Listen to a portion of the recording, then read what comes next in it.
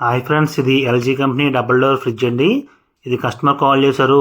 Water అనేది లోనకి items మీద అయితే పడిపోతుందని చెప్పారు. చూడండి వాటర్ అయితే ఎలా వస్తుందో. వాటర్ అనేది లోనకి వచ్చేయడం వల్ల టైల్స్ మీద కాడ పడిపోయి జారిపోవడం జరుగుతుందని చెప్పారు.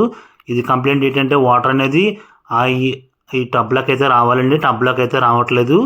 ఏంటని మనం అన్నీ ఓపెన్ చేసి చూడడం జరుగుతుంది. ఈ ప్యానల్స్ ఏదైతే ఉన్నాయో అన్నీ ఓపెన్ చేసి హాట్ వాటర్తో ఇవన్నీ కూడా క్లీన్ చేసిన తర్వాత వాటర్ అయితే వెనక్కి వస్తుంది. ఏంటంటే ఇంత డస్ట్ ఉండటం వల్ల మీ ఫ్రిడ్జెస్లో ఏంటంటే చిన్న చిన్న హోల్స్ ఉంటాయండి. హోల్స్ అనేది బ్లాక్ అయిపోయి దాంట్లో డస్ట్ ఫంగస్ అన్నీ కూడా పట్టేయడం వల్ల వాటర్ అయితే బ్యాక్ సైడ్కి వెళ్దు.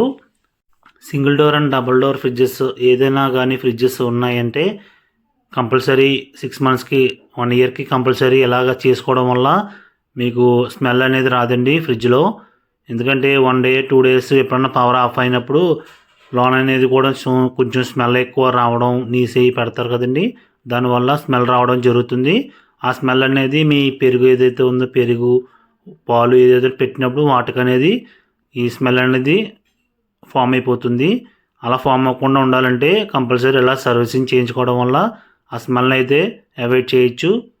ఇది కస్టమర్స్ అందరూ కొంచెం అర్థం చేసుకోండి. ఇటువంటి సర్వీసెస్ కావాల్సిన వారు మా నంబర్స్కి కాంటాక్ట్ కాగలరు. Bye friends.